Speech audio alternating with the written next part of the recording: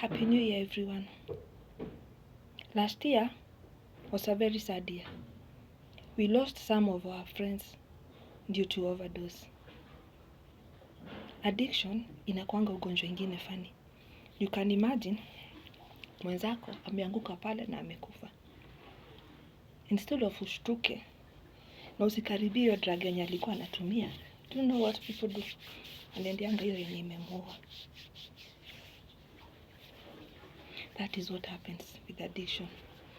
We lost a lot of people due to addiction.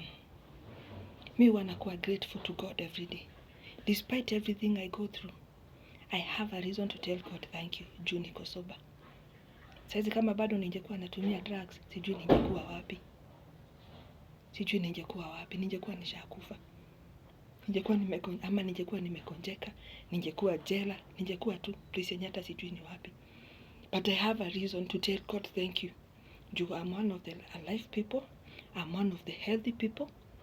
At least mentally, yes, nasikiaga kuna time nasikiaga siko sawa.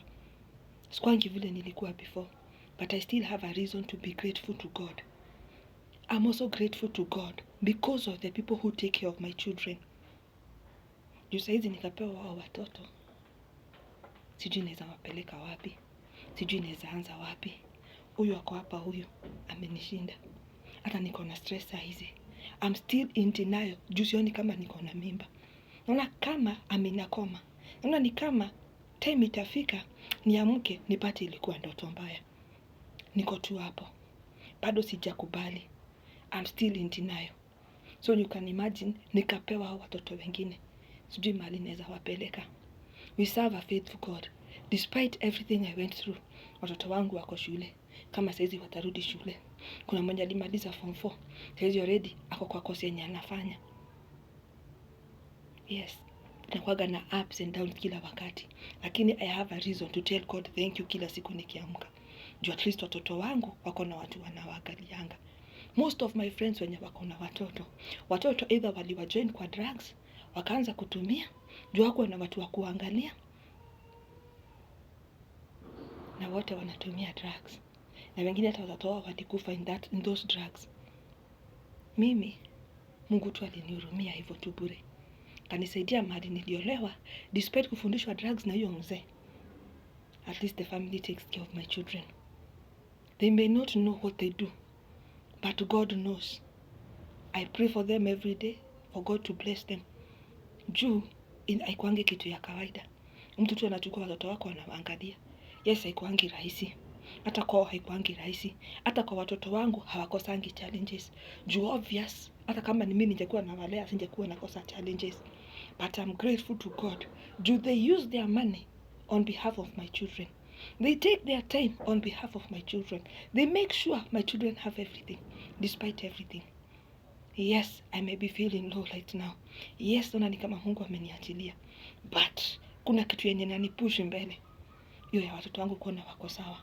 Na mimi kujiangalia naona niko normal na niko healthy.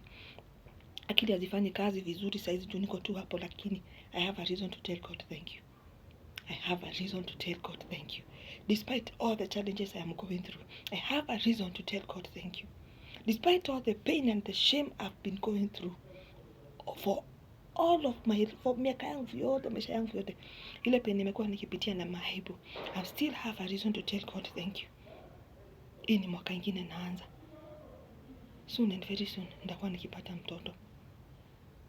Naomba tu Mungu anisaidie niamke ndoto nitote kwa hii ndoto, nijipate at least niko sawa in a way that nitaweza kuangalia ni kununua manguo na kitu yenye ndio pesa yenye niko nayo kidogo, at least nikuwe ready. Juu najua aje time ya kuzaa ikifika naweza chizi ama nikuwe sawa, naweza kufa ama mtoto akufe ama tutoke tukiwa sawa sisi wote. Juu mambo inakuanga ya Mungu. Huyo Mungu ndo aliplace mtoto hapa na mipango yake alikuwa nayo. Juu mimi si kitu nilikuwa natarajia. Hizi na imagine ile penye nitapitia nikizaa nasikia kuchizi. Ndio si kitu nilikuwa nimepangia. Na imagine sina support ya baba mtoto. Juu bado ako in denial hata kunishinda. Hajajikubali bado. So it has not been easy for me. Hakuna kitu naonanga mzuri mimi for now. nakuanga tu na machozi kila wakati. Machozi sijui itawahi isha lini. But I know God will see me through it all.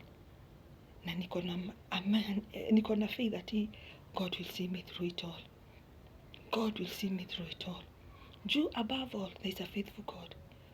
And I always tell people, kama you have a brother unatumia drugs, or a sister, or your mom, or your dad, whoever it is in your family, it may be your wife, it may be anybody mwenye tu anatumia drugs.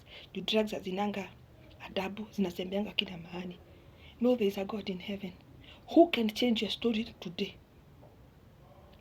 Saizi si kama kitambo. Saizi kuna kwaga na methadone. Na methadone inasaidianga watu wa heroin. Na heroin ndio inaogopa kabisa watu wakiacha.